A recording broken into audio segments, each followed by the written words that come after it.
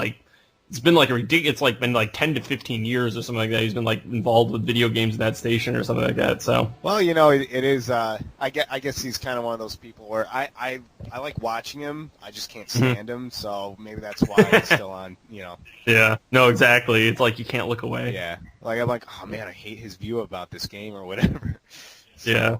Yeah, it's definitely kind of like one of those things. Kind of like GameSpot. Well, not GameSpot anymore.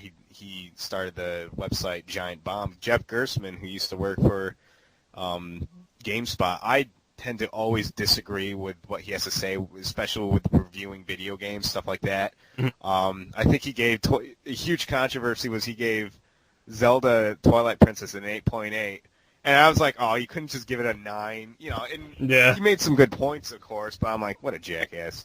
But ultimately, he was fired from his position. There was a lot, they called it the Gershman Gate and stuff like that, because there was a whole thing. Why did he fire from his position? Well, what a lot of people on a lot of forums are saying is that he gave Stan and Lynch, or what was it? I think that was the game.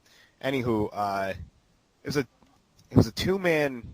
I'm sorry, I can't think of the game, but anywho, there was a lot of advertisements of that game on the site. Okay, and he gave a pretty negative review, and all of a sudden his review was kind of pulled and stuff like that.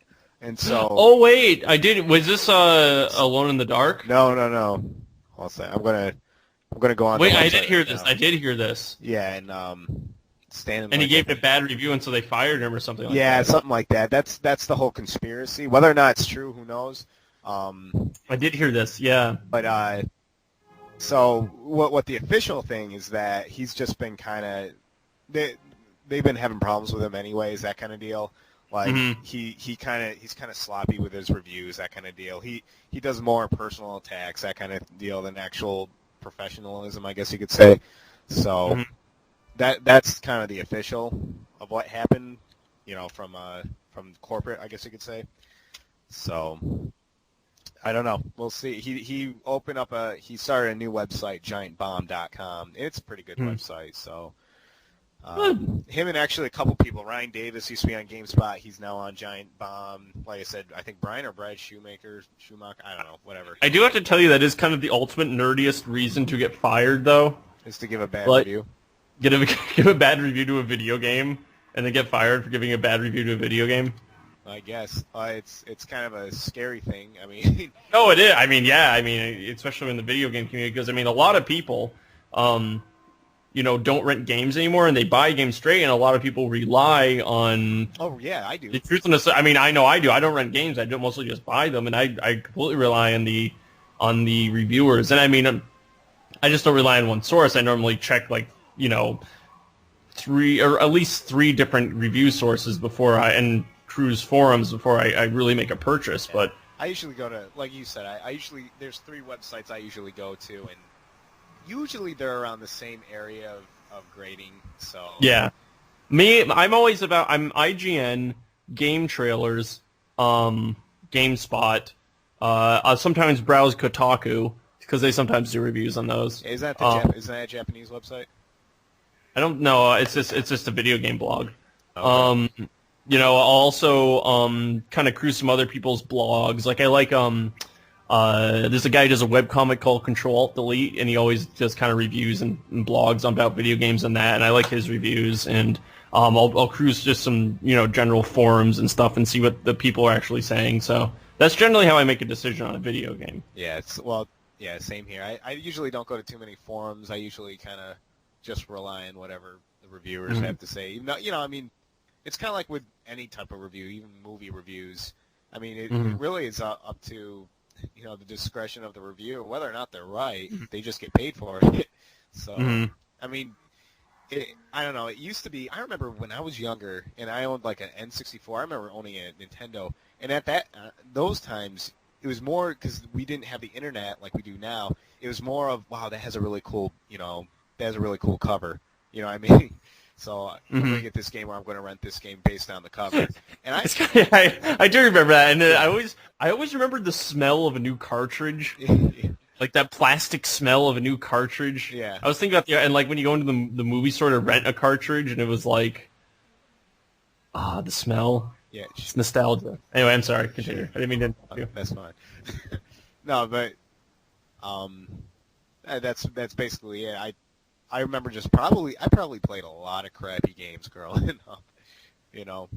So especially like I remember this one game called Milan's Secret Castle for the Nintendo, and I remember getting it for Christmas, and I played the hell out of that game. It was probably one of the hardest games I've ever played, and I tried it because I had like a ROM on my computer, an emulator, and so I played it again. I'm like, this game sucks. So, and actually, with the Virtual Console reviewer on, both GameSpot and IGN, they kind of gave it low scores. They're like, this is a cult classic, but it's still terrible, that kind of deal. So, yeah, I remember playing some pretty crappy games back in the day, just based because you're like, oh, that's a cool cover, you know. Yeah. No, I remember renting an X-Men game for Nintendo, and it was like the worst X-Men game ever. It was just like you were a cube.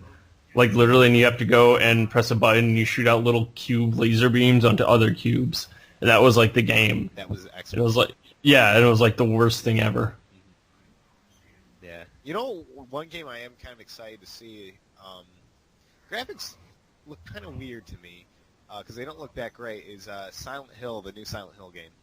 Yeah, no, I know what you mean. The new Silent Hill game, the graphics don't look that good, which I was kind of... Yeah. Which I was kind of upset about because, generally speaking, Silent Hill has, had pretty good has been, known for having really good graphics, especially with like Silent Hill 3 and Silent Hill 2. But even though Silent Hill 3 sucked, but the new one doesn't really look like it has very particularly good graphics, but the gameplay looks a lot better. Oh yeah. And they have Pyramid Head in it apparently too. Yeah, there's a lot of old enemies coming back, which is kind of weird. Like we were talking about last week with how it's not supposed to make any sense. But well, it's within the game, so we'll have to see how they spin it because I guess I consider the game to be more canon than the movie. Yeah. All right. I guess. So I mean, we'll see. Maybe they spin it right. I don't know. Yeah. But no, it looks good. I'm interested to see because they're actually going to make the game into like a fighting game. Because the whole point of the other Silent Hill games was that the hero didn't know how to fight, so it's like the controls are purposely made to be really awkward and kind of weird and difficult, and it made it like uncomfortable to fight and stuff like that. Yeah. So it made it more scary if you got into confrontation. Which was neat at first, but the thing is they've done it for like 4 games now. Yeah, and it's just sort of... I know, and it does get to a point where it's just like... where's my gun? Yeah, where's the gun? But it's like, I mean, there is something cool about it, but it's like if you're gonna do that, don't launch obscene like tons of like enemy after enemy at you at certain points because it's like it's not gonna be a fun experience. Fighting isn't fun, Well, luckily in this new game, they're really developing the fighting system, and obviously they're taking a lot of inspiration from Resident Evil 4. It looks like it kind of looks like to me it's gonna be a Resident Evil 4 clone, which I guess I'm okay with as long as it's a really good story because that's the whole point of Alone in the Dark is that it's a good story. Right.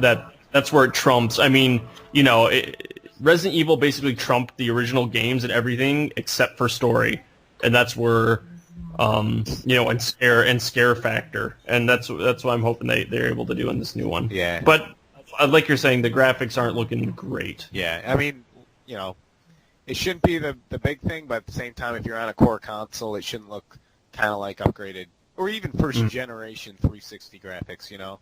It should be looking like 2008 graphics.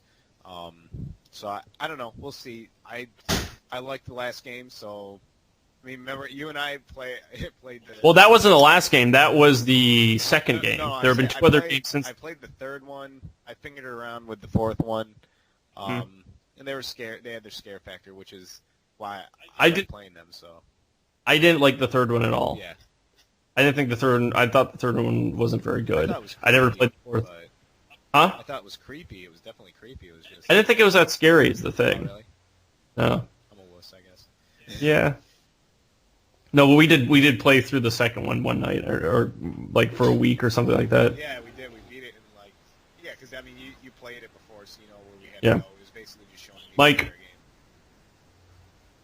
Mike. Mike. Mike, there you go.